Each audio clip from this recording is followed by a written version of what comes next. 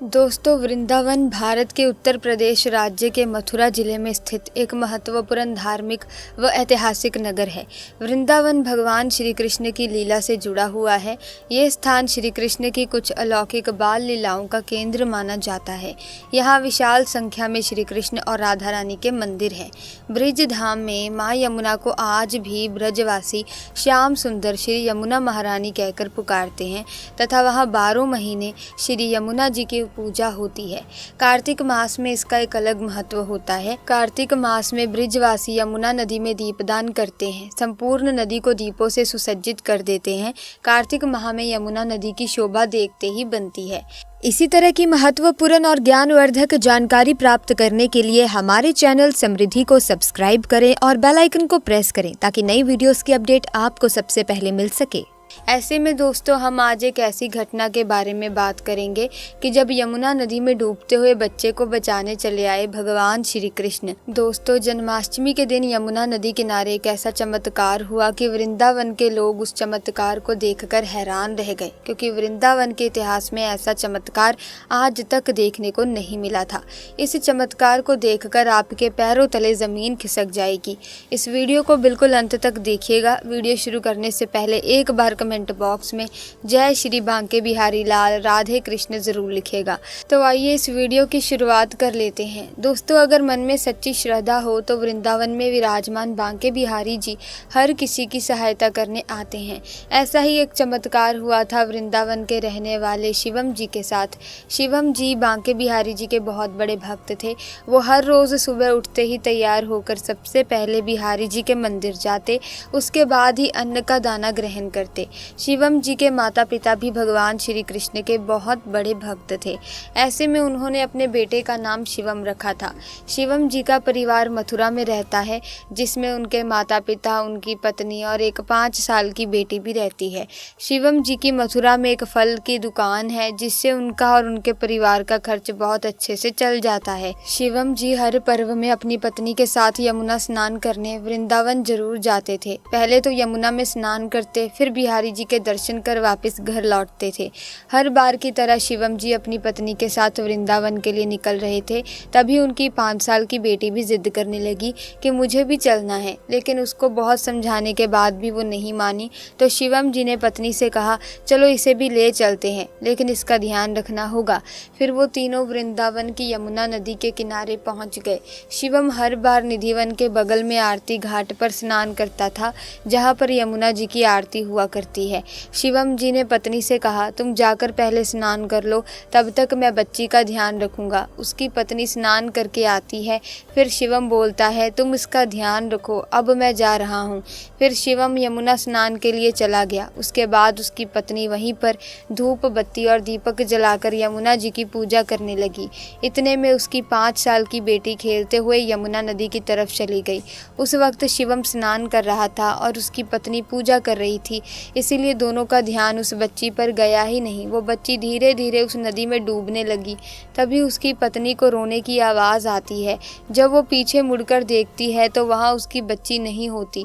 जब वो यमुना की तरफ देखती है तो घबरा जाती है, क्योंकि उसकी बच्ची काफ़ी आगे की तरफ डूब रही थी।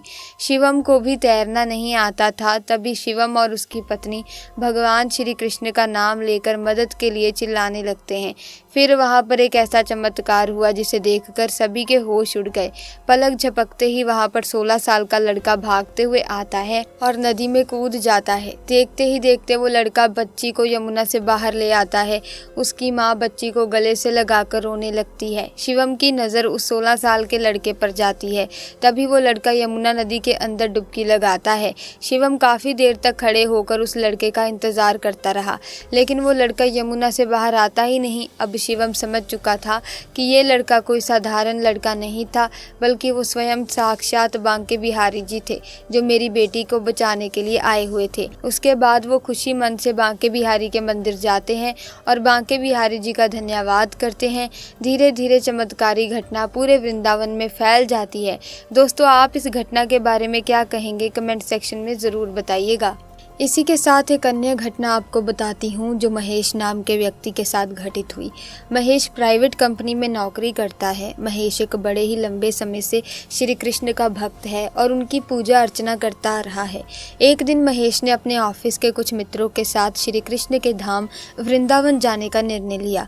महेश के सभी मित्र भी इस बात से सहमत हो गए। वो कुल 14 लोग थे। महेश ने सभी के लिए एक छोटी बस मंगा ली थी जिसमें 14 लोग बड़े ही आराम से बैठ सकते थे। महेश 2 दिन बाद अपने मित्रों के साथ रात को लगभग 10 बजे वृंदावन के लिए रवाना हो गया। उन सभी का सफ़र 5 से 6 घंटों का होने वाला था। वो सभी बड़े ही भक्ति भाव से बांके बिहारी का जय जयकार व भजन गाते हुए आगे बढ़ रहे थे। देखते ही देखते उन सभी ने अपना आधा सफ़र पूर्ण कर लिया था। उसके बाद भी सभी का भक्ति भाव बांके बिहारी के लिए कम नहीं हो रहा था। उस समय महेश की बस एक सुनसान रास्ते से गुजर रही थी। दूर दूर तक एक भी व्यक्ति नहीं था। महेश को बस के ड्राइवर ने बताया कि यहाँ कुछ लुटेरे रहते हैं जो कि रात में जा रही गाड़ियों को रोककर लूटपाट करते हैं। सभी ये सुनकर काफ़ी भयभीत हो गए। सभी ने बस के खिड़की दरवाजे बंद कर लिए। बस वृंदावन के कुछ किलोमीटर पहले यमुना नदी के पास पहुंची थी। तभी अचानक बस का टायर फटने की आवाज़ आई। टायर फटने के बाद बस यमुना नदी की तरफ चली गई और जाकर एक पत्थर से टकरा गई। ड्राइवर ने नीचे उतरकर देखा तो एक लोहे की बड़ी कील टायर में घुसी हुई थी जिसके कारण टायर पंचर हो चुका था।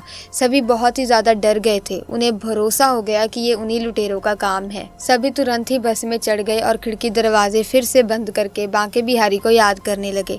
तभी वहाँ 2 लुटेरे बस का दरवाज़ा तोड़कर अंदर घुस गए। ड्राइवर ने उन्हें रोकने का प्रयास किया तो उन्होंने ड्राइवर को धक्का मारकर बस से नीचे फेंक दिया और सभी के पास से कीमती सामान लूटने लगे। सबसे पीछे बैठा हुआ महेश बांके बिहारी लाल को याद करता हुआ मदद की गुहार लगा रहा था। कुछ ही देर में लुटेरे सभी से कीमती सामान लूटकर भागने लगे। तभी वहां एक अनजान व्यक्ति भागता हुआ आया और उन लुटेरों को रोककर सामान लौटाने को कहने लगा। लुटेरों ने उसे भी हथियार दिखाकर उसका उपहास उड़ाते हुए मार्ग से हटने को कहा, परंतु वो व्यक्ति निडर होकर खड़ा रहा। उस व्यक्ति ने उसमें से एक व्यक्ति को माथे से स्पर्श किया, परंतु फिर जो हुआ वो देखकर बस में मौजूद सभी लोग हैरान रह गए। लुटेरा व्यक्ति के स्पर्श मात्र से ही जमीन पर गिर गया और उसके हाथ पैर अकड़ गए। ये देख दूसरा लुटेरा बहुत डर गया और सारा सामान छोड़कर वहां से भाग खड़ा हुआ। फिर ड्राइवर ने उस अनजान व्यक्ति से कहा कि बस तो यमुना नदी की तरफ चली गई है। इस पर अनजान व्यक्ति ने उत्तर दिया कि आप इंतज़ार करें, मैं किसी को सहायता के लिए लेकर आता हूँ। सब सोचने लगे कि सुनसान रास्ते के बीच ये व्यक्ति कैसे किसी को बुलाकर लाएगा। सभी बस के अंदर बैठे उस व्यक्ति का इंतज़ार करने लगे और किसी को पता नहीं चला कि कैसे सभी की आँख 30 मिनट के लिए लग गई। 30 मिनट बाद महेश की आँख खुली। उसने बस से नीचे उतरकर उस व्यक्ति को ढूंढने का प्रयास किया, परंतु उसे वहां कोई नजर नहीं आया। तभी उसकी नज़र बस पर पड़ी जो बिल्कुल रोड पर खड़ी हुई थी और उसका पंचर भी बिल्कुल ठीक हो चुका था। ये देखकर महेश आश्चर्य में पड़ गया। महेश ने भागकर ड्राइवर को नीचे बुलाकर पूछा कि ये टायर कैसे ठीक हो गया। ड्राइवर को भी इसकी कोई जानकारी नहीं थी। धीरे धीरे सभी बस से नीचे उतर कर आए। किसी को समझ नहीं आ रहा था कि ऐसे भयानक अंधेरे और सुनसान रास्ते में वो व्यक्ति आया कहाँ से था, साथ ही बस का पंचर कैसे ठीक हो गया। तब महेश समझ चुका था कि वो व्यक्ति कोई साधारण नहीं था, वो स्वयं बांके बिहारी जी थे जिससे महेश ने मदद की गुहार लगाई थी। सभी ने हरे कृष्ण का जयकारा लगाया और वृंदावन बांके बिहारी मंदिर की ओर निकल गए। सो प्यारे दोस्तों, आपका क्या कहना है इस घटना के बारे में कमेंट सेक्शन में ज़रूर बताना। फिलहाल के लिए बस इतना ही। वीडियो अच्छी लगी तो वीडियो को लाइक करें, शेयर करें, चैनल को सब्सक्राइब करके बेल आइकन को प्रेस कीजिए ताकि नए वीडियोस की अपडेट आपको मिलती रहे। हम मिलेंगे जल्दी, तब तक के लिए धन्यवाद।